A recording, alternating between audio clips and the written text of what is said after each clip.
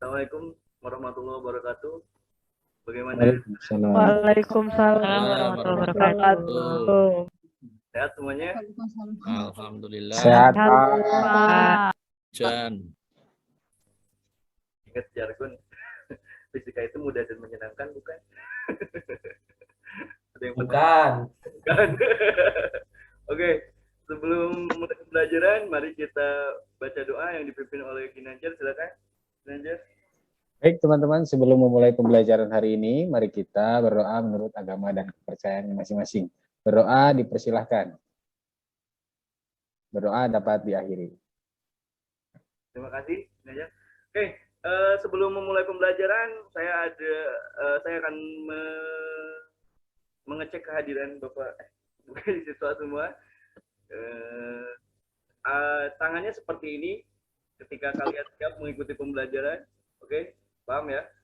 Kemudian ketika kalian capek atau lelah, tangannya seperti ini. Ya. Kalau mengantuk, pegang jidat. Paham semuanya? Oke, semuanya saya lihat. 1, 2, 3. Apa itu? Oh, ada yang ngantuk. Lisa kenapa? Ngantuk? Yang lain capek. Iya Pak, jam terakhir soalnya Pak. Betul. Oke, hari ini kita akan mempelajari tentang medan magnet. Nah, saya izin share screen dulu. Silakan semuanya. Nah.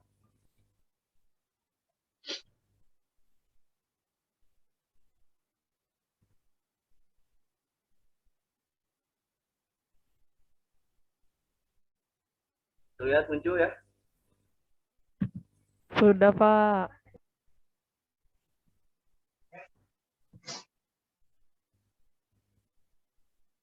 Sudah, Pak. Ya. Nah, oke. Sebelumnya di sini ada pemanfaatan medan magnet dalam kehidupan sehari-hari. Nah, ada yang pernah lihat ini apa ini? Itu Belum Pak. yang suka ada di tiang listrik, bukan Pak? Nah, betul. Ini adalah trafo ya. Oh, trafo. Nah, di sini yang kita bicarakan bukan trafonya, tapi di dalamnya. Selain itu ada kan disanyo. Ada apa sih di dalamnya? Nah, ini kan alat air tuh. Di dalamnya itu ada sebuah apa? Ada yang tahu? Kumparan. Nah, betul, kumparan, jelas. Nah, kumparan di sini ketika dialirkan sebuah arus akan seperti apa? Ya. Muncul medan magnet, Pak. Oke. Nanti kita teliti ya. Nah, tadi ada bicara tentang medan magnet ya di sini. Hiduplah seperti medan magnet atau flux magnetik, tidak terlihat tapi ada. Seperti bekerja walaupun tidak dianggap ada, tapi kamu ikut andil di dalamnya dan membawa perubahan. Nah, nanti di sini belum memulai pembelajaran, tadi saya sudah mengatakan bahwa ini adalah trafo ya. Nah, dan saya pun selain dari trafo, di sini ada apa? Ini apa ini? Ada yang tahu nggak? Itu kompas, Pak. Kompas, Pak. Kompas Pak, kompas. Nah, kemudian ini apa? ATM Itu Pak. kartu ATM, bukan Pak? Iya, mama. Kartu ATM. Tapi Belanja itu. Ya. Kalau ada isinya mungkin kalian bahagia. Boleh, Pak. Oke, nah terakhir ini apa ini? Dua gambar ini. Itu the speaker sama kereta cepat. Oke, ini kereta cepat, kemudian speaker ya. Nah ini adalah Ya. pemanfaatan. Nah, ini.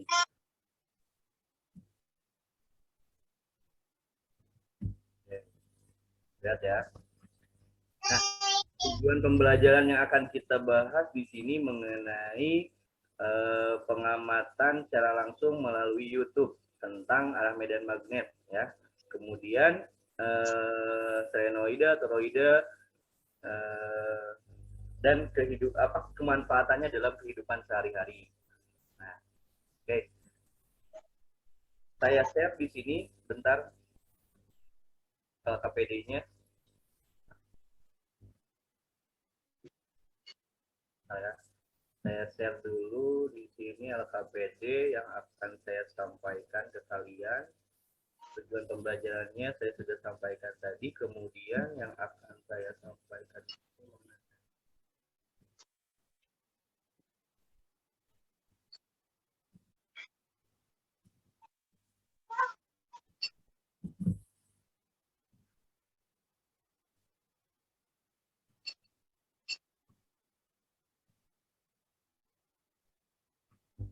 AKPD-nya sudah ada di chat ya?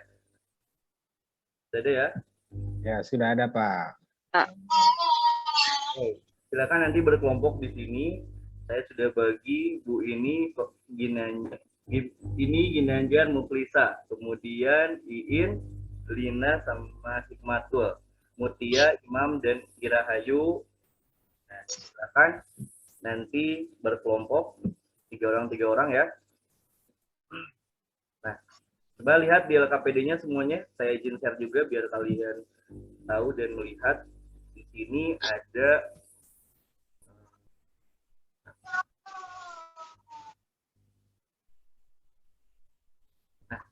di LKPD di sini. Pertama, tugas kita ada rangka diskusi ya. Nah, ini apa tadi? Saya sudah tampilkan sebelumnya. Kereta cepat. Kereta cepat, Pak. Kereta cepat.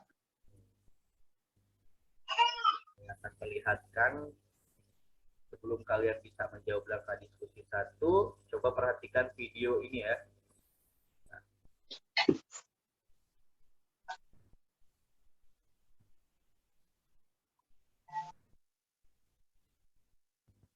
Muncul nggak videonya? Kereta yang terangkat secara magnet Muncul videonya sebelumnya? Ada, Pak. Sudah. Sudah, Pak. Sudah. hal yang umum saat ini. Namun, kereta maglev yang dikembangkan Central Japan Railway Company cukup unik dan unggul dari kereta lainnya. Berjalan dengan kecepatan lebih dari 600 km per jam, kereta ini telah mencapai status kereta tercepat. Kereta ini menggunakan magnet superkonduktor. Oke, silakan Itulah amati sebabnya ya, disebut proses SC dari sini. maglev. Setelah diisi dengan arus eksitasi, magnet superkonduktor kereta ini menghasilkan arus DC yang bersirkulasi dan medan magnet yang kuat selamanya, dengan no loss. Mari kita pahami lebih lanjut tentang teknologi kereta yang berhasil diuji ini, yang diproyeksikan akan menyalip teknologi levitasi magnetik lainnya pada tahun 2027. Teknologi yang sama siap menghubungkan kota New York ke Washington DC hanya dalam 1 jam pada tahun 2030. Agar berhasil mengoperasikan kereta levitasi magnetis, kita harus mencapai 3 objektif berikut: mendorong, melayang, dan memandu. Namun, sebelum kita masuk ke detail cara bagaimana kereta SC maglev mencapai objektif ini, mari kita pelajari dahulu inti dari keretanya, magnet superkonduktor. Kereta yang melayang membutuhkan elektromagnet yang sangat kuat. Semakin kuat magnet, semakin besar gaya angkat dan gaya dorong yang dimilikinya, sehingga menghasilkan kecepatan kereta yang lebih tinggi. Elektromagnet normal tidak bisa meningkatkan nilai arus melebihi batas tertentu karena masalah pemanasan. Dalam elektromagnet superkonduktor, suhu konduktor diturunkan di bawah ambang batas. Setelahnya, bahan ini kemudian tiba-tiba menghasilkan sejumlah besar aliran arus dengan hambatan 0. Hasil itu persis seperti yang kita inginkan. Menariknya, kumparan superkonduktor hanya perlu diisi sekali, menggunakan arus eksitasi, agar kumparan hubung singkat menghasilkan arus DC yang bersirkulasi selamanya, tanpa adanya kehilangan energi. Arus yang disirkulasikan oleh kumparan superkonduktor sangat besar, 700 kiloampere, hampir 10.000 kali nilai arus kabel pengukur tembaga rumah tangga konvensional. Elektromagnet superkonduktor jelas merupakan elektromagnet yang paling kuat dan efisien. Tantangannya adalah menjaga kumparan dalam tahap superkonduktor. Untuk mewujudkannya, maka digunakan sistem pendingin helium cair onboard. Superkonduktor di kereta SC maglev adalah paduan niobium titanium yang memiliki suhu kritis 9,2 Kelvin. Untuk menjaga suhu paduan di bawah batas ini, helium cair pada suhu 4,5 Kelvin disirkulasikan di sekitarnya. Setelah melewati konduktor, helium cair menguap. Untuk mengembalikan ke tahap awal, digunakan kompresor helium dan unit pendingin. Unit pendingin bekerja berdasarkan prinsip siklus pendinginan Gifford-McMahon. Namun, tugas Departemen Teknik Kriogenik belum selesai. Superkonduktor dapat menyerap panas dari luar dalam bentuk radiasi. Untuk mencegah penyerapan ini terjadi, perisai radiasi ditambahkan di sekitarnya. Namun, selama kereta beroperasi, formasi arus eddy dan masalah pemanasan dapat terjadi di perisai ini. Untuk menetralisir pemanasan ini, perisai radiasi juga membutuhkan pendinginan yang dicapai dengan memasok nitrogen cair ke unit. Untuk mencegah perpindahan panas konveksi, vakum dipertahankan di dalam perisai radiasi. 4 superkonduktor dengan polaritas arus yang berlawanan disusun dalam satu unit. Meskipun elektromagnet dalam SC maglev bekerja tanpa catu daya apapun, Departemen Kriogenik membutuhkan daya yang cukup besar. Banyak unit terpasang di sepanjang kereta di kedua sisi. Seperti yang disebutkan, tugas pertama adalah propulasi atau mendorong. Mendorong kereta ke depan adalah tugas yang mudah. Untuk tujuan ini, digunakan serangkaian elektromagnet normal. Mereka disebut kumparan penggerak. Kumparan penggerak diberi daya dengan cara alternatif seperti yang ditunjukkan dan ditempatkan di dalam jalur pemandu. Amati yang ini paling penting dan masuk. Selanjutnya, kita perlu mencari tahu gaya yang dihasilkan kumparan penggerak pada magnet superkonduktor kereta. Harap dicatat bahwa untuk memahami arah gaya yang dihasilkan satu magnet pada magnet lainnya, Anda hanya perlu mempertimbangkan kutub terdekat. Dengan cara ini, mari kita menganalisis gaya yang bekerja pada kumparan superkonduktor karena kumparan pendorong.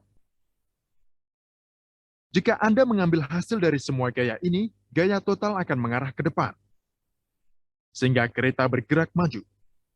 Segera setelah kereta mencapai posisi rata-rata berikutnya, alihkan kumparan penggerak ke polaritas alternatif sehingga gaya total kembali ke arah maju. Hanya dengan mengontrol frekuensi switching ini, Anda bisa mengontrol kecepatan kereta. Sekarang, mari kita ke bagian paling menarik dari teknologi ini, levitasi kereta SC maglev. Anda mungkin terkejut mengetahui bahwa levitasi kereta SC maglev dicapai dengan bantuan kumparan sederhana berbentuk angka 8 ini, yang bahkan tidak diberi daya. Banyak kumparan berbentuk angka 8 seperti itu diatur di jalur pemandu. Untuk memahami teknologi levitasi, pertama-tama kita harus mempelajari sesuatu tentang sifat sepasang magnet superkonduktor. Medan magnet yang dihasilkan oleh pasangan magnet SC ini sangat mirip dengan magnet permanen yang panjang.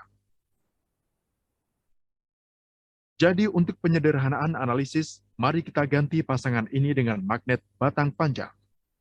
Jika magnet batang bergerak sejajar dengan kumparan berbentuk angka 8 ini, dapatkah Anda memprediksi apa yang akan terjadi? Flux magnet yang bervariasi akan menginduksi IMF pada kedua loop sesuai dengan hukum Faraday. Apakah IMF ini dalam arah yang sama? Harap dicatat bahwa ini adalah kumparan bengkok. Hanya ketika kita melepasnya, maka kita akan memahami arah yang benar. Jelas bahwa IMF induksi berlawanan arah, yang berarti IMF bersih yang diinduksi pada kumparan ini karena gerakan magnet batang adalah 0. Dan tidak ada arus yang mengalir melalui loop. Singkatnya, magnet batang bergerak melalui pusat loop tidak akan berpengaruh pada loop.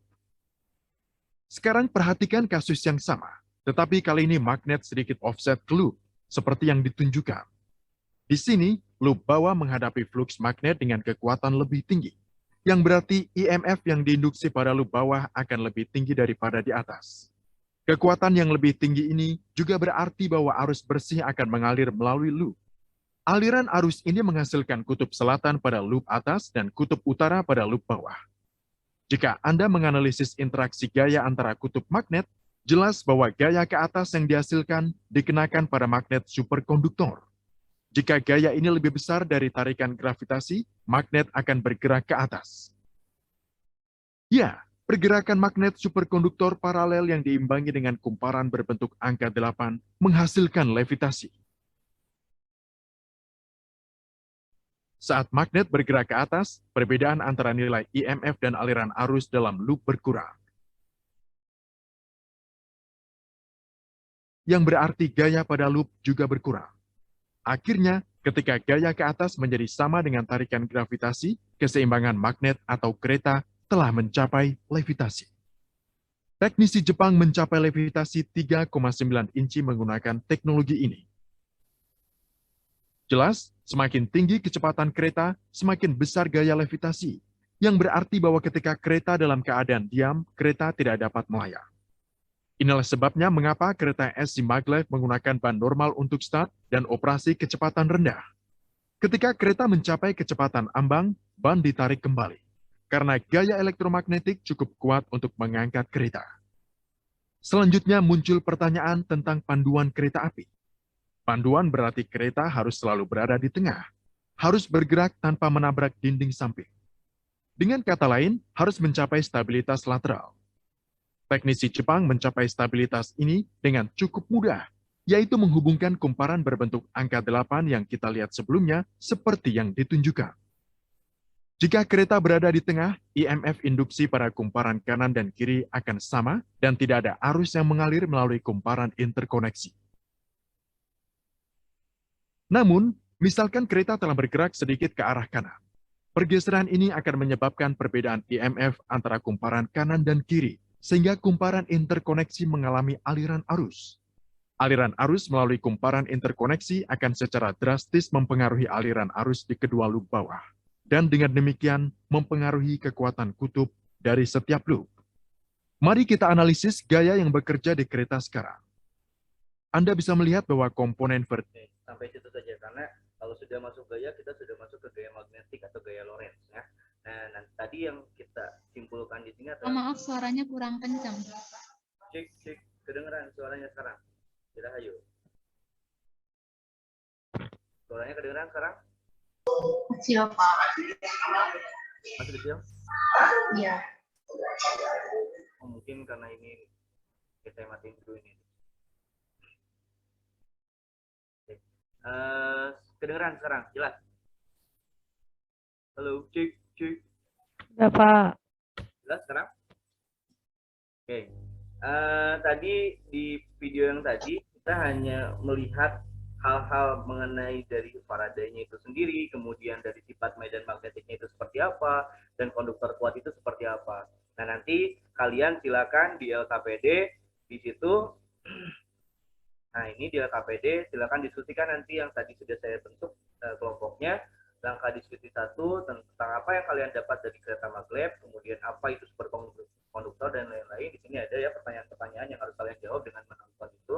Kemudian tadi kan kita bicara tentang medan magnet, tapi kan medan magnet itu kita nggak bisa lihat, hanya melihat garis-garisnya saja yang kalian kadang bingung, garis-garis serius kayak maksudnya. Tuh kan? Nah, terkadang kalian suka bingung, oh arus itu ada karena terlihat dari batu baterai kalian misalnya meningkat, mengisi kan terlihat kalau arus itu kan. Kemudian potensial pun bisa dilihat lah dari batu baterai meningkat pun kelihatan. Dari handphone contohnya, oh ada tanda petir misalnya atau tanda baterai menambah. Nah, kalau medan magnet itu sendiri bisa diukur dengan ampere meter atau voltmeter tidak? Enggak kan ya? Nah, nanti di sini saya akan memperlihatkan, coba ini ada kumparan ya. Berarti kumparan itu tadi kan kita bicara tentang trafo ya. Di dalam trafo atau hanya itu ada kumparan. Nah, kumparan ini saya hubungkan dengan lampu LED ya. Oke.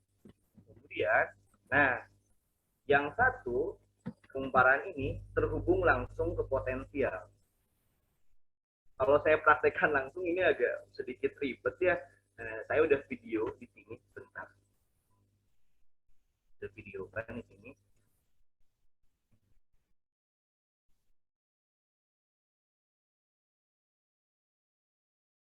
Ini muncul kan?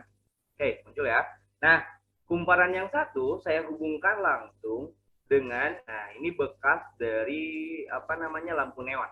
Lampu neon itu di dalamnya itu ada kapasitor, ada trafo mini dengan dioda. Jadi ini sudah belajar di listrik dinamis sebelumnya ya. Nah, untuk dioda itu dia fungsinya itu dia menyearahkan. Jadi arus yang besar, arus yang tinggi dari PLN itu kan besar ya. Kita tahu itu adalah tegangan tegangan arus AC kan. AC itu kan dia maksimum minimum kan. Nah, sedangkan tegangan PLN besar harus bagaimana nih? Dikonversi dengan apa? Dikonversi dengan yang namanya dioda. Di dalamnya ada dioda ini. Kemudian kapasitor, fungsi dari kapasitor itu adalah menyimpan muatan kan ya. Nah, sehingga potensial yang datang ke sini itu tidak besar atau bisa menjadi arus DC. Nah, kalau DC kan langsung kelihatan potensialnya ya. Nah, dia nanti akan terlihat bagaimana lampu ini. Pak, ini kumparan ini bisa nggak dialirkan sebuah arus? Bisa, arus AC maksudnya. Arus AC bisa, karena arus AC itu harus bolak-balik ya, nanti di pembelajaran selanjutnya kita akan belajar arus AC itu apa. Nah, tapi kalau di listrik dinamis kan kita hanya memberitahu bahwa di arus apa namanya AC itu dia harus bolak-balik dan di situ harusnya searah gitu kan ya, tegangannya searah. Nah, maksudnya tegangannya ya, sorry punten.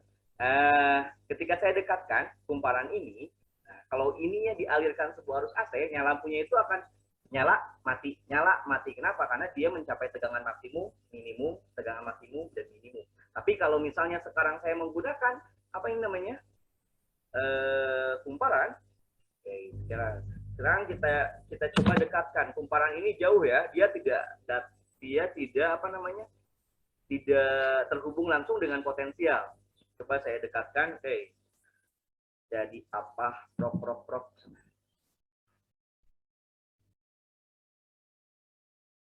Apa yang terjadi anak-anak? Nyala, Pak. Nah, ya.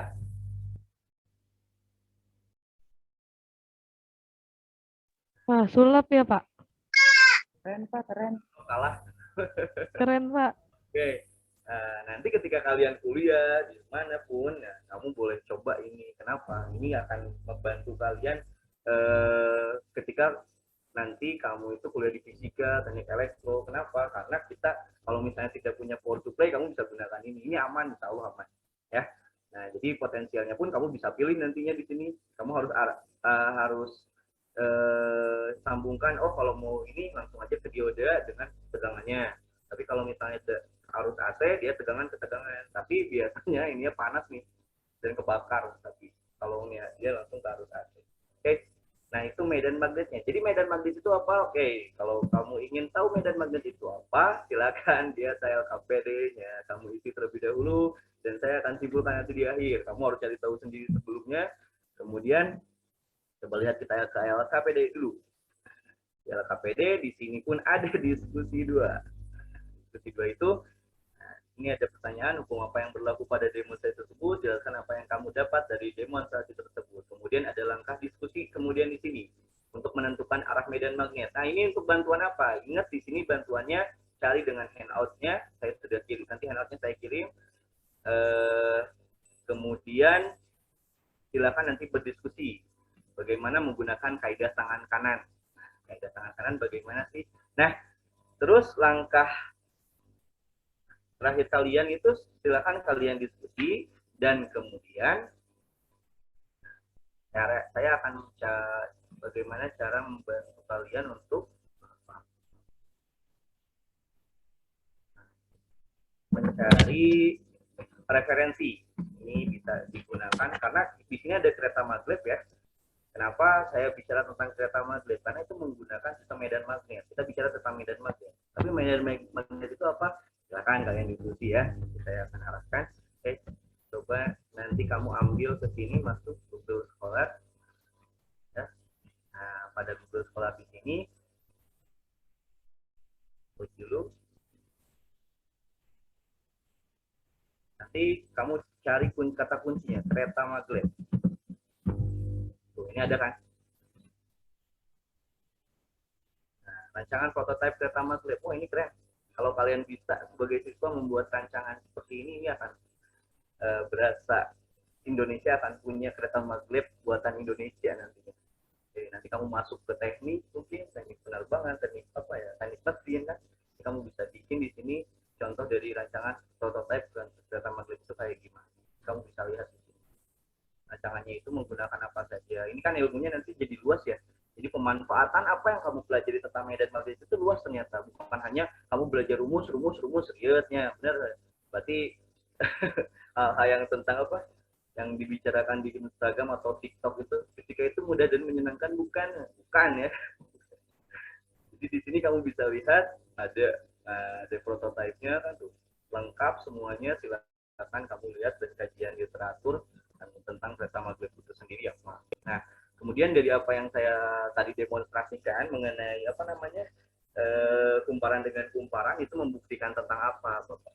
Bapak hanya membuktikan bahwa di situ itu ternyata medan magnet itu sendiri itu apa sih terhadap kumparan tersebut. Oke, silakan kalian cari tahu sendiri dari sini ya. Kamu coba searching. Oh, untuk YouTube yang tadi pun saya akan share sebentar.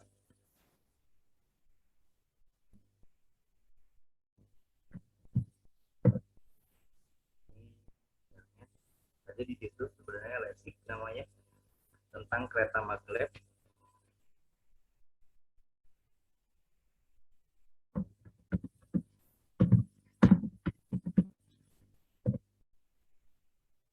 Nah ini ya, tadi yang kita sudah tonton ini adalah yang nontonnya pun banyak. Jadi selama GPL ini aku banyak menggunakan iklan. Grammarly pada iklan untuk menulis personal statement yang nanti akan aku gunakan untuk mendaftar kuliah. Takutnya tadi kan Kereta yang terangkat kita hanya nonton sekilas nih.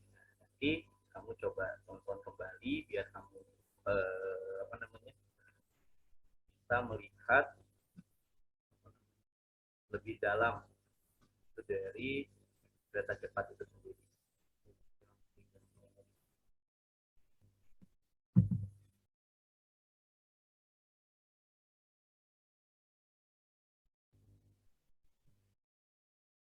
Sudah kirim ya.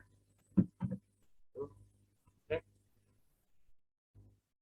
Silakan diskusi jadi sekarang sampai waktu saya kira 15 menit bersisa. Silakan diskusi kelompok semuanya, apa yang sudah kalian tonton dan apa yang sudah Bapak demonstrasikan, silakan kalian diskusikan secara bersama. Oke, silakan.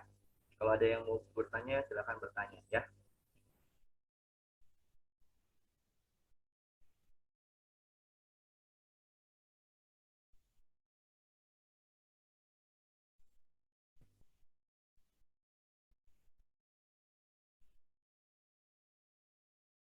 Coba nanti kalian kerjakan langkah diskusi 1, 2, dan 3 ya. Selesainya saja.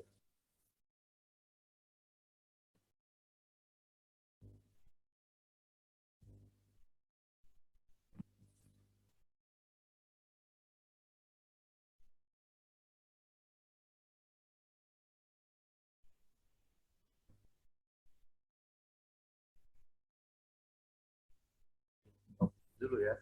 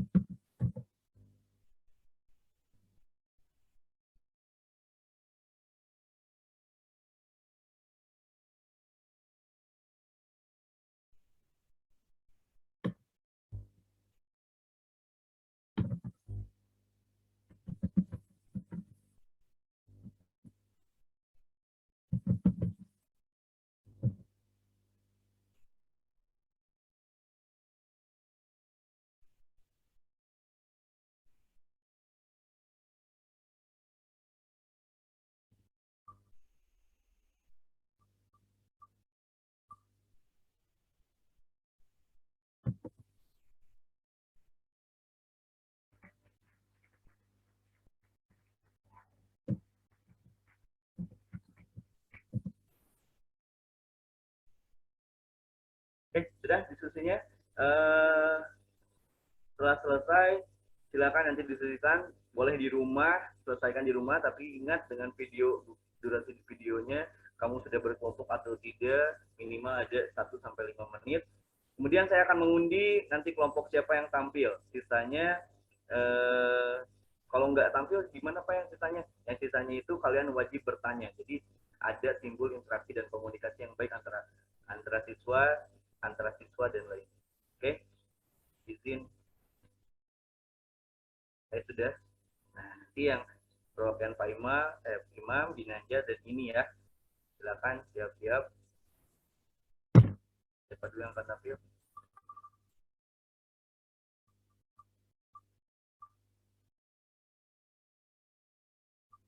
Oke, Ginanjar ya. Tampil nanti ya. Ya, baik Pak. Ini berarti nanti satu kelompok ya Pak, presentasi di depan. Ya. Ya. Oke, kelompok kedua ya. Yang kelompok yang ketiga, kok saya nggak kebagian? Nah, nanti yang kelompok tiga, silakan bertanya. Ya, pemaparannya atau kalian boleh, salah pendapatnya harusnya seperti ini, boleh kayak gitu. Ya, mau berpendapat, mau bertanya, silakan bebas.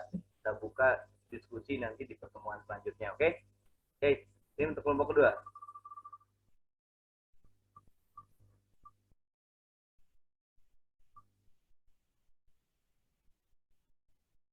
Wah, masih gini aja lagi salah nih. Lagi. Ginanjar 2 kali presentasi. Kali presentasi. Ayo saya 2 kali Pak, yang lain Pak. Oke, ini ya. Siap-siap. Ya, Pak. Oke, itu saja dari saya. Silakan diskusi tentang medan magnet itu apa, kemudian pemanfaatan dari medan magnet dari kereta cepat itu apa. Nah, kalian bisa mengetahuinya melalui tadi saya sudah ajarkan saya lagi Google Scholar ya, di situ ya. Oke, silakan sebelum mengakhiri pembelajaran, Ginanjar seperti biasa pimpin doa tutup. Ya, baik teman-teman, sebelum pulang mari kita berdoa dalam hati masing-masing, mudah-mudahan selama sampai tujuan. Berdoa dipersilahkan. Berdoa dapat diakhiri. Ucapkan salam. Assalamualaikum. Terima kasih Pak. kasih, Bapak. Terima kasih Cekgu. Terima kasih, Bapak. Pak Yudi boleh di stop dulu. Masih tetap jalan Pak, soalnya kan rekaman harus sampai dikomentari. Oh iya. Tuh, alhamdulillah pucat gitu. Baik, terima kasih Bapak ini Pak Guru ya. Bagaimana perasaannya Pak? Oh, tidak Pak, keringetan saya dulu. Terus ya, biasa ngajar biasa aja sih. Tapi jadi keceletot kan tadi kata saya juga, biasanya Bapak, Ibu jadi. Oke, di Bapak Ibu yang lain juga kan bisa tertawa bahagia sekarang ya, karena melihat Pak ini. Tapi nanti kalau pas sudah merasakan, akan merasakan sendiri bagaimana rasanya. Baik, silakan Ibu ini memberi tanggapan terhadap penampilan Fahim nih. Ya, saya pertama kali di banyak koreksinya, mohon maaf ya. Silakan Bu ini. Ya, terima kasih Pak. Jadi Pak ini ya punten udah bagus Pak untuk tampilannya. Cuma untuk saran aja untuk video ya Pak. Iya. Lalu suara saya terdengar? Benar Pak, kayak benar Bu. Oh ya. Untuk video lebih baik di-download dulu Pak. Tadi kan tampil ada iklan ya Pak ya? Ada udah download, Oh, iya. tapi itu mah untuk memperlihatkan YouTube-nya Bu. Jadi YouTube-nya ini gitu, kalau mau nonton lebih lanjut di rumah gitu maksudnya. Oh gitu, iya. Download ini ada Bu. Oke. Makasih Bu masukannya Bu. Ya kita aja Pak, terima kasih Pak. Selain Ibu ini, saya persilahkan kepada Bapak Ibu yang lain jika ingin mengomentari. Gak usah takut ya Bapak Ibu untuk mengomentari, ini demi kebaikan Pak ini juga kan. Gak tahu saya juga pasti pertama kali. Iya, demi perbaikan. Adakah? Siswa enak kayaknya Bu. Tapi kalau ke guru-guru juga takut gitu. Bu In mau menyampaikan, Bu In? Enggak, Pak. Udah bagus Fahim nih untuk contoh. Jangan sampai gara-gara takut, wah nanti saya takut dikomentari gitu. Enggak, Pak. Paling buat semuanya aja harus pas ada yang maju saling membantu gitu, Pak. Bisa aja. Udahlah nggak bodornya saya detik saya. Ciri-ciri guru yang ini ya, Pak, lucu. Soalnya lihat anak-anaknya mumet ke fisika Bu. Kalau saya Baik, begitu. dari ini kan belum ada refleksi sendiri ya dari Pak Himninya sendiri. Bagaimana Pak? Oh, Apa iya. yang kurang? Apa yang menurut Bapak Kalau ini saya sudah menurut saya udah bagus gitu. Kalau saya itu tadi Pak kagum biasanya di pagi Najar gitu bilangnya gini aja tuh gimana gitu Pak. Jadi Ya. tadi ada yang kecontoh kan pagi Najar pimpin doa pagi Najar kan saya bilangnya bukan gini Najar maksudnya. Jadi nggak enaknya tuh gitu sih kan. Terus untuk konsepnya itu kadang saya lupa lagi tadi ada RPP depan saya lihat ini kan. Tapi kalau nanti kan nggak boleh mungkin saya harus tahu hafalan step by stepnya kayak ngapalin dialog gitu. Tadi kan ada contekan dikit tuh. Nah, udah ini step apa ya tadi lupa lagi. Ada kayak gitu sih Pak, kalau kita harus, sedangkan kan kalau kita ngajar di kelas itu kan lebih kepada apa namanya, biasa aja nikmatin saya gitu, gimana kita sebenarnya nggak lihat step by step apresiasi belah mana gitu, motivasi gimana. Kadang tadi pun apresiasi dengan tujuan pembelajaran agak ketuker nih, tuker ya, gitu kan. Itu sih Pak yang jadi kendala saya. Oke. Ya. Cukup Pak Himni? Ya. Atau ada lagi? Itu aja mungkin Pak. Oke. Itu patokan dari Bapak deh. Siap. Dari Pak Yapit dulu silakan Pak. Silakan Pak Yapit. Apakah ada komentar untuk Pak Himni? Sepertinya lagi ngobrol ya. Halo Pak Yapit. Kalau belum ini sepertinya belum connect. Nah, kalau dari saya pribadi, ya mungkin karena the first time ya, jadi maju pertama belum punya role model juga gitu. Biasanya sih kalau makin akhir ini juga akan menjadi tantangan tersendiri bagi yang terakhir nih. Biasanya yang terakhir itu penutup harus lebih paling bagus gitu kan. Siapa terakhir tuh? Bu Hikmah ya? Berat buat saya Pak. Ah ya itu. Nah, ya jadi beban deh aku. Baik, jadi tadi ada beberapa hal yang terlewati sebetulnya. Jadi pas pertama tuh lebih baik kan tanya kesiapan dulu. Kesiapan dari segi sinyal bapaknya bagaimana, bisa didengarkan atau tidak. Terus tanya presensi dulu Pak. Lupa ya tadi. Kalau di kelas gitu Pak, kalau ini kan udah ada nama-namanya sih Pak ya, jadi kayak bingung. Ya, tapi di sini kita memang seolah-olah gitu. Seolah-olah ketika di kelas ya, jadi memang harus. Nah, makanya harus tetap ada presensi terlebih dahulu. Kalau tadi persepsi sudah ada ya, sama tujuan pembelajaran juga sudah ada. Mungkin nanti nama-nama merek nggak usah disebut ya Pak. Mereknya apa tadi? Sanyo itu merek Pak. Betul. Apa ya tadi itu alat pendorong air? Ya, kalau di Sunda itu emang terkenalnya sanyo ya. Apapun itu sanyo gitu. Alat pendorong air harusnya Pak ya. Pompa air itu harusnya gitu kan. Betul maaf. Ada kumparan. Saya bingung persepsinya di mana sih.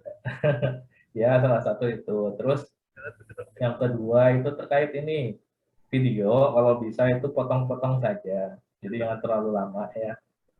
Apalagi ya mungkin kalau dalam kehidupan sehari-harinya, maksudnya dari dalam implementasi Bapak di kelas itu bisa, karena kalau dilihat kan memang videonya durasinya 10 menit, tapi kalau ini makan waktu. Kenapa? Masalahnya kita kan hanya dikasih jatah waktu hanya 30 menit, jadi disesuaikan. Nanti untuk Bapak Ibu semuanya yang lain, jika menggunakan media pembelajaran bentuknya video, silakan dipotong-potong pas bagian materi intinya saja. Karena takutnya kalau terlalu lama juga, ya posisikanlah dalam 30 menit itu saya bisa ngapain gitu ya. Ya untuk yang pertama nggak apa-apa. Dan kalau bisa, ketika video itu dijalankan, tadi secara tidak sadar Pak Himni juga ngobrol, ya kan?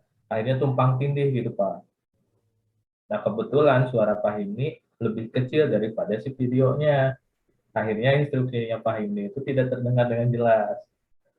Nah kalau kayak gitu bagaimana caranya? Boleh di stop dulu videonya. Silakan kalian tolong perhatikan bagian ini, karena bagian ini adalah esensinya. Lanjut lagi gitu Pak. Jadi jangan sampai video lagi jalan, Bapak ngobrol. Nanti bingung sih anaknya mau merhatiin yang mana gitu kan. Itu sih. Terus, nah terkait karena waktunya 30 menit ini, kalau bisa jangan ada apa ya bagian yang kosong gitu. Ibaratnya silakan didiskusikan, nggak perlu nunggu sampai 5 menit ya. Ya makanya ibaratnya kondisikan aja bahwa ini adalah sudah dianggap tahu lah. Jadi sama-sama tahu, jadi kita nggak perlu nunggu lama, harus nunggu 5 menit atau bagaimana. Di sini langsung saja. Karena kan kita sedang latihan mengajar, dan kalau bisa memang yang disampaikan itu teratur, tertata sesuai dengan apa yang di RPP, karena itu tuntutannya. Kalau secara alamiah atau biasanya memang mungkin masuk ke kelas itu kita tanpa RPP sama sekali, tapi kalau di sini mau nggak mau harus mengikuti RPP. Makanya memang harus ada, kalau perlu di print saja Bapak Ibu ya, si RPP-nya itu kan hanya untuk satu pertemuan aksi saja ya, jadi silakan supaya jadi ada rambu-rambunya gitu loh. Makanya biasanya saya juga kalau terkait dengan hal-hal seperti ini kayak mau seminar, kalau apa, biasanya kan ketika kita melakukan seminar atau ngobrol di depan banyak orang itu pasti grogi menguasai diri kita. Nah, akan kegrogiannya itu akan menyebabkan kita nggak bisa berpikir lebih luas atau luwes gitu ya. Nah, oleh karena itu lebih bagus sih salah satu caranya adalah tulis sedetail-detailnya. Jadi kita tinggal baca terus dikasih space antara saya melakukan yang pertama dengan yang kedua itu kasih space supaya nanti gampang pas oh saya sudah melaksanakan yang pertama coret langsung gitu loh. Nah kalau nyambung itu akan membuat kita ribet juga. Kenapa? Masalahnya pas lihat tuh wah ternyata yang mana ya ini harus baca lagi, akhirnya ada kosong tuh. Jadi obrolan kita tuh kepotong lagi gitu kan. Tapi untuk overall sih sudah bagus Pak. Nah, cuma tadi ya ada beberapa yang kurang ya, namanya juga manusia ya. Pasti ada kalau kekurangan. Baik, kita beri applause untuk Pak Himni. Terima kasih semuanya. Mudah-mudahan besok yang kedua juga bisa lebih baik dari ini ya. Harusnya bisa sih, karena lihat contoh ya. Ya, saya pun ingat aspirin doang. Aduh, tadi ada yang tuker Pak. Tadi tuh 5 menit diam tuh Pak, saya buat itu dulu kayak Bapak yang kayak gitu. Apanya namanya kemarin tuh saya lihat lagi kan screenshotan Bapak yang waktu itu Iya. apa sih namanya webnya. Jadi gitu dulu. Namanya ujian kan kalau di kelas kan saya udah nyiapin buat 1, 2, 3 kan gitu kan artinya. Ya, Ya, kayak tadi juga yang diputar-putar itu spinwheel itu kan harusnya dihapus namanya ya, jangan pagi najar lagi yang muncul gitu kan. Gitu kan. Harusnya tuh lupa, salah juga kan. Ya. Iya. Terima kasih banyak Pak Yudi. Iya. Pak Yafid ada masukan ke Pak Yudi? Pak Yafid, halo.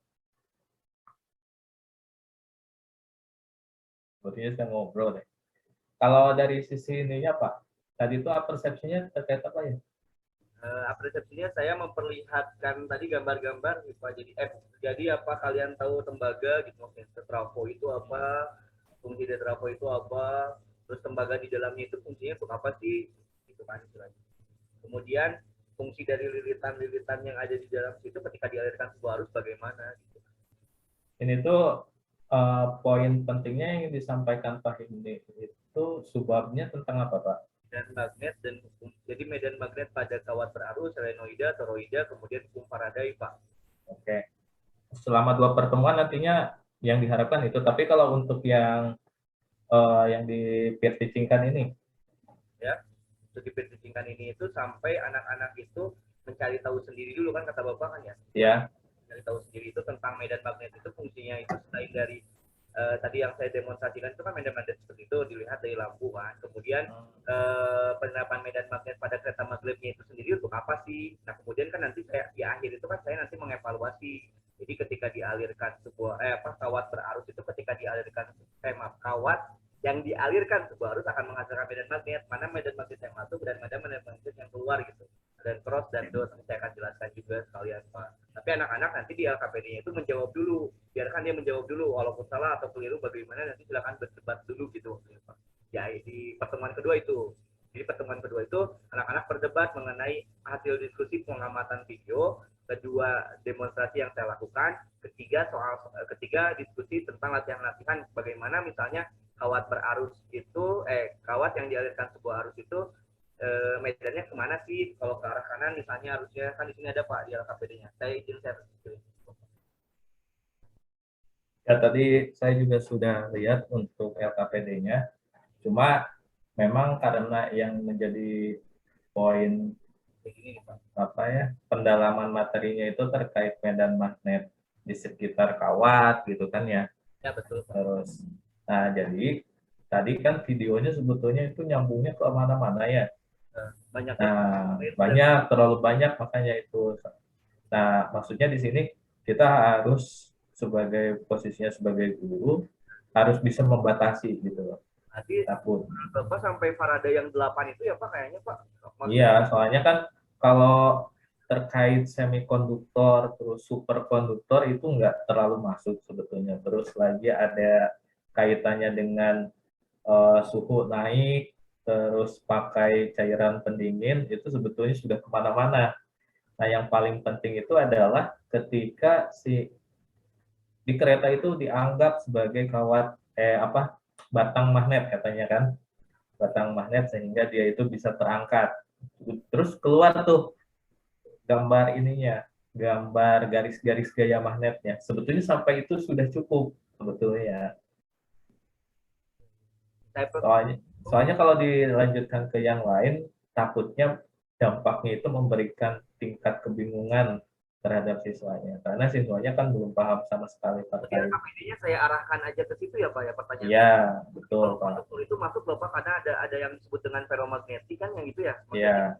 Nah kalau menurut terkuat kan kita harus tahu itu maksudnya kemana ferro atau apa. Soalnya kalau misalkan kayak tadi tuh di relnya itu kan ada sebetulnya itu adalah segi 4 kemudian jadi 8 kan, angka 8 gitu kan. Itu sebetulnya anak itu nggak ngerti. Ya, tanya aja ini Bapak Ibu di sini, ngerti nggak itu? Itu kayak Lorenzo ya. Ya itu maksudnya. Nah, jadi memang kita aja sebagai pendidiknya gitu ya, kadang-kala kalau untuk melihat satu hal yang kurang familiar kan agak susah, apalagi anak-anak yang belum mempunyai sama sekali konsep tersebut gitu loh. Makanya di sini mungkin kalau untuk pengayaan boleh Pak itu, untuk pengayaan. Jadi untuk orang-orang yang di atas rata-rata lah ya, boleh kita menambahkan hal tersebut. Cuma masalahnya di sini adalah miskonsepsi gitu loh.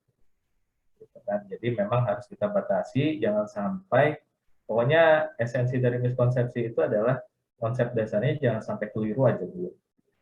Nah, kalau udah bagus, udah bisa diterapkan dan sudah dipegang oleh siswanya, saya yakin untuk konsep selanjutnya juga kalau dasarnya sudah bagus, kesananya enak gitu. Baik, Pak Yapit, halo.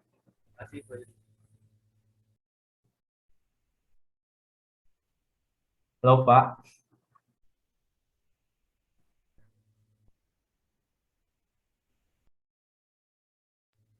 Yapit cek. Kayaknya di chatting coba.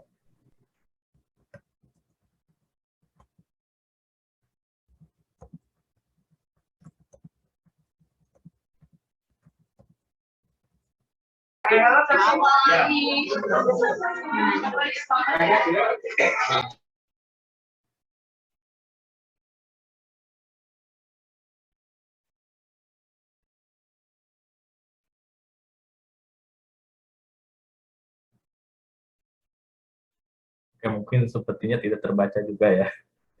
Sedang membuka aplikasi lain.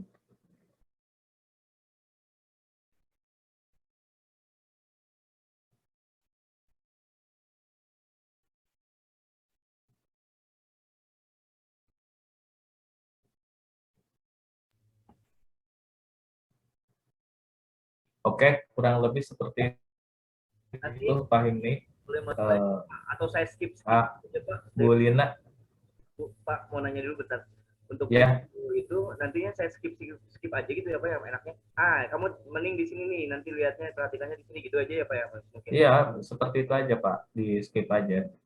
Maksudnya kan karena ya kita rasional aja ya, itu satu kali pertemuan sebetulnya kan harusnya disampaikan dalam waktu berapa menit gitu loh. Ini dikasih jatah waktunya hanya 30 menit, makanya di skip aja nggak apa-apa. Terima kasih Pak. Tapi gaya penyampaiannya jangan sampai dirubah. Memang alaminya Pak Himni seperti itu, ya udah di sini juga sama. Pokoknya jadi diri sendiri ya, jangan jadi Superman atau orang lain. Ya, Bu Lina, mau nggak? Mau memastikan aja.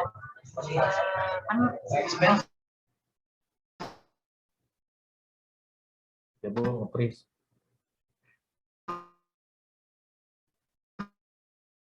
Cek Bu Lina. Bapak bilang, Ibu, suaranya suara saya mohon diulang Bu. sekarang ada nggak Pak? Ada sih, cuma suara di belakang Ibu lebih kuat timbang Ibu. Juragan sawitnya. Juragan atas jalanan. Nasi Padang. Oh, Bapak. Oh, nasi Padang tuh bocor Bu.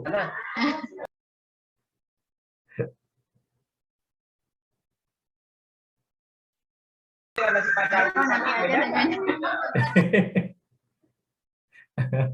Baik, baik. Terima kasih. Kata Bu Gina di chat aja Bu. Tapi males ngechat ya kayaknya.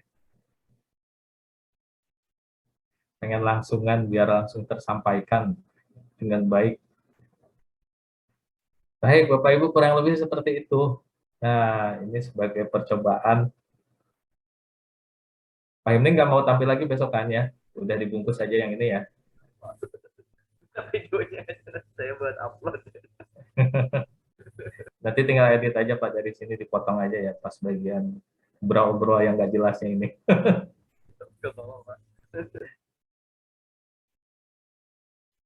Nanti tinggal edit dengan sebaik-baiknya di bagian cover minimal bagus Pak. Gimana Bu Lina? Udah bisa? Ya, udah kalau siap kemarin. Ini apa? Waktu kemarin kan Bapak bilang pas masalah itu sebenarnya kita orang bikin masalah mana aja. Tapi kalau itu orang jelas Pak.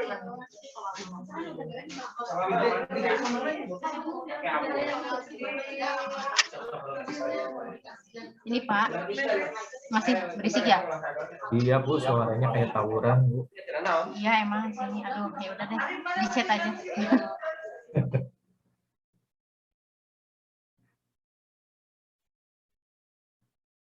Baik Bapak Ibu, silakan jika ada yang mau ditanyakan kembali terkait ini.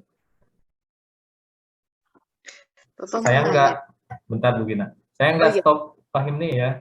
Ini kagok masalahnya, tinggal bentar lagi juga kan. Jam 3:30 lebih dikit lah. Nanti saya potong, saya selesaikan gitu pertemuan hari ini. Nah kan kita tadi mulai jam 1 lebih ya, lebih 1/4, nanti jam 4 kurang 1/4. Nanti Pak Himni potong saja ya di bagian akhirnya untuk videonya. Ya Pak, ya Pak. Makasih tentunya. Di Google Drive aja ya Pak ya, mungkin ya, share-nya kalau udah selesai gitu Pak. Gimana? Untuk videonya itu nanti Oh, nanti saya share linknya, link buat download. Ini kan kebetulan saya save di cloud ya, nanti tinggal download saja Pak Himni. Terima kasih Pak. Ya Ibu Gina, silakan. Bapak, yang untuk yang tadi video teaching-nya itu deh. Dari awal sampai akhir pembelajaran atau sampai komentar yang Bapak berikan gitu. Sampai komentarnya sih, kalau di sini. Gitu. Ya, Pak. Pak, sudah Pak. Soalnya ada latihan praktik mengajar 40-50 menit. Tadi kan untuk peer teaching-nya sendiri kan 30 menit. Belum memenuhi minimal tuh 40. Maksudnya di sini 40 itu sama dengan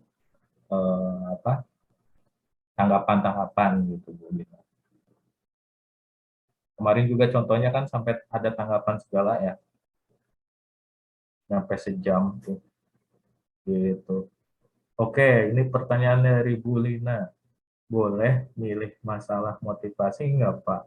Karena saya ngambil yang ada kegiatan pengamatan di PET-nya adanya yang di masalah motivasi. Boleh aja sih, Bu. Kemarin tuh yang dicontohkan kayaknya dia lebih ke arah motivasi juga ya, yang ibu-ibu tuh, ibu-ibu dari timur. Tapi kalau bisa nanti ketika apa tuh UKOM ya, ketika UKOM itu yang ada kegiatan numerasinya, ada hotsnya gitu Bu. Karena itu ada salah satu penilaiannya di sana. Ini sambil saya mengingatkan kembali ya, supaya Bapak Ibunya tidak terlalu pusing juga.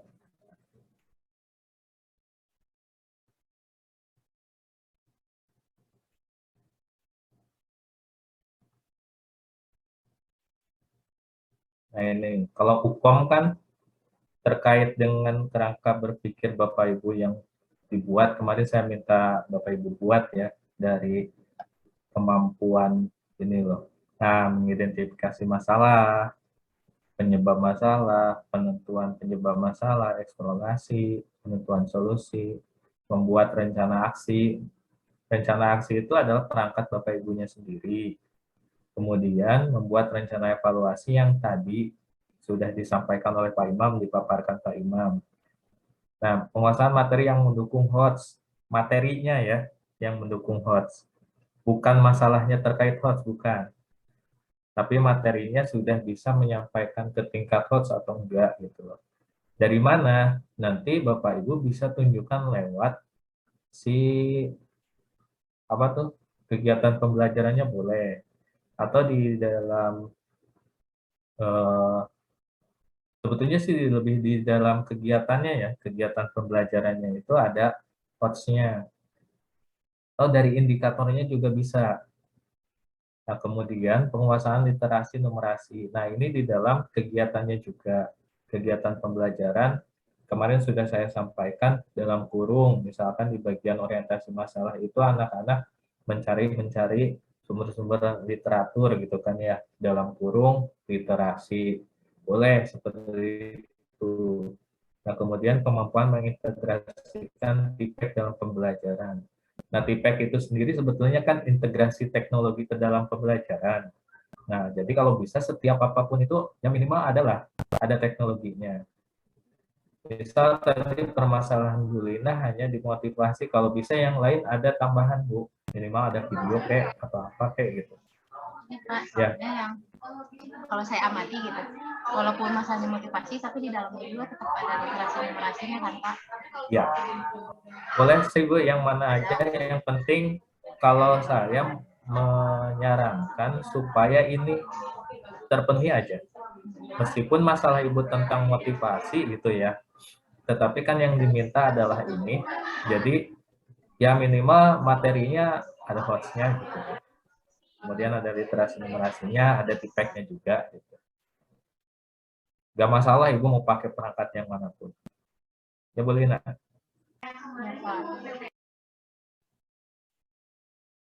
Saya mah hanya menyarankan supaya Bapak Ibu bisa dapat nilai maksimum saja. Soalnya instrumen yang akan digunakan oleh penguji ya kurang lebih seperti ini gitu, nggak bakalan keluar dari ini. Nah, dia pakai sistemnya sistem perasaan di sini ya. Jadi sangat kurang terus sangat baik. Ya, mudah-mudahan orang yang menilainya itu moodnya bagus, jadi sangat baik semuanya. Nah, kemudian kalau yang tadi sendiri,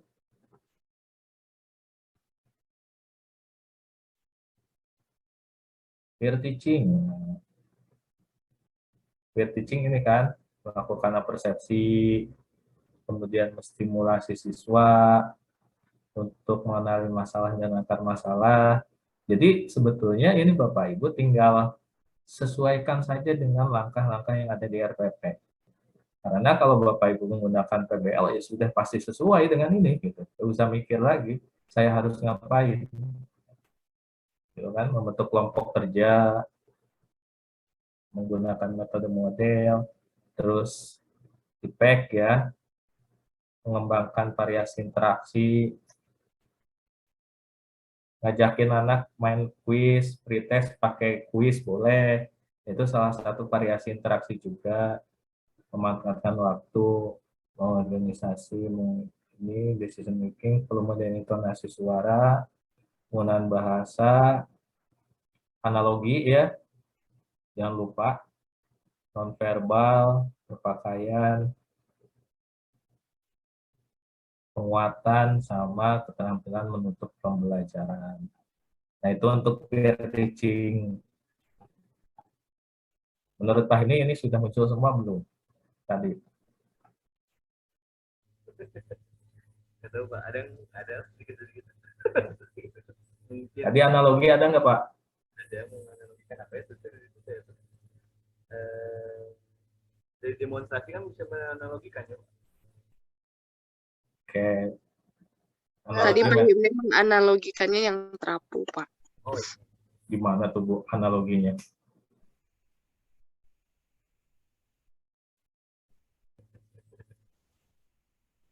Ya kumparan itu Pak, mungkin ya ada pokoknya analogi tadi saya ngambil dari gambar-gambar dan lain-lain. Terus Bapak yang menilai. Oke. Siap Pak, siap. Insya Allah kalau kami mah baik hati Pak ya. Bagus Pak, ini dia tumbang. Oke. Silakan ada yang mau ditanyakan lagi. Pak, kalau besok Ini jam mau berapa, Pak? nanya